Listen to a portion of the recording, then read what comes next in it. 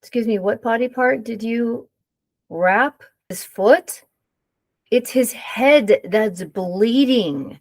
What nursing school did you go to? No, I know Florence Nightingale, and you did not go there. Now, you're dismissed. Please go wrap the right body part. I'm Dorothea Dix. If you look at the history books, they will tell you I was a nurse during the Great Rebellion or a crusader for the insane. You must understand one thing. I simply could not look away. I was born in Maine in 1802. My father was a volatile man, writing religious tracts while my mother suffered from deep bouts of melancholy. I poured myself into books. I became a school teacher, demanding perfection from my pupils. But my own health betrayed me. My lungs bled, and the doctors told me to rest. Rest? What a luxury for those who do not hear the cries of the forgotten. I agreed to teach a Sunday school class for women inmates at the East Cambridge jail. I walked down into those damp cells, expecting to see criminals. Instead, there, shivering on the stone floors, were women whose only crime was that their minds had broken. They were huddled in the dark, naked, filthy, and chained to the walls. I turned to that jailer, my chest tightening. Why is there no heat for these women? I demanded. He shrugged, completely indifferent. The insane do not feel the cold. That lie ignited a fire in my belly that burned for the next 40 years. I did not scream. I did not throw bricks. I did what I have always done. I gathered facts. For 2 long years, I traveled across the Commonwealth of Massachusetts. I went into every jail, every private cellar where the mentally ill were hidden away.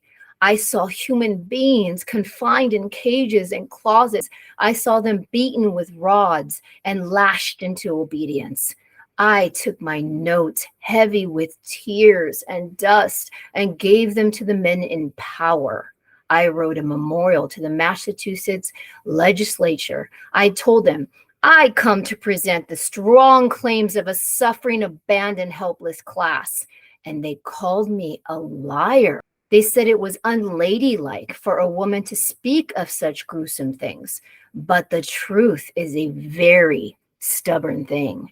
They passed that bill to expand the Worcester Insane Asylum. I took my crusade across the continent and eventually across the ocean to Scotland and Rome. I traveled thousands of miles by stagecoach, by train, by wagon, often suffocating with my own lung ailments.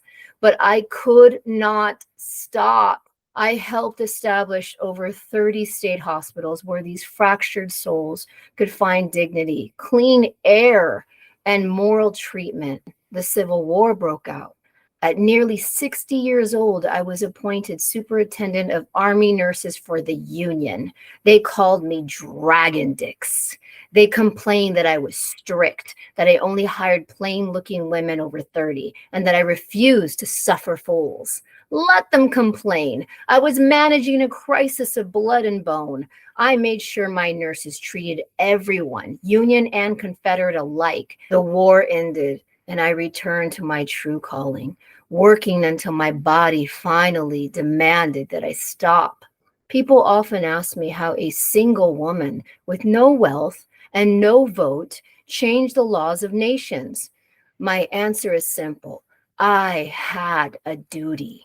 We are judged as a society not by our grand buildings or our accumulation of wealth, but by how we treat those who cannot speak for themselves.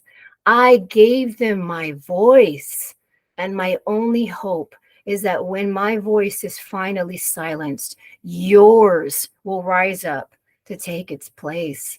No one is coming. We are the help that we have been waiting for.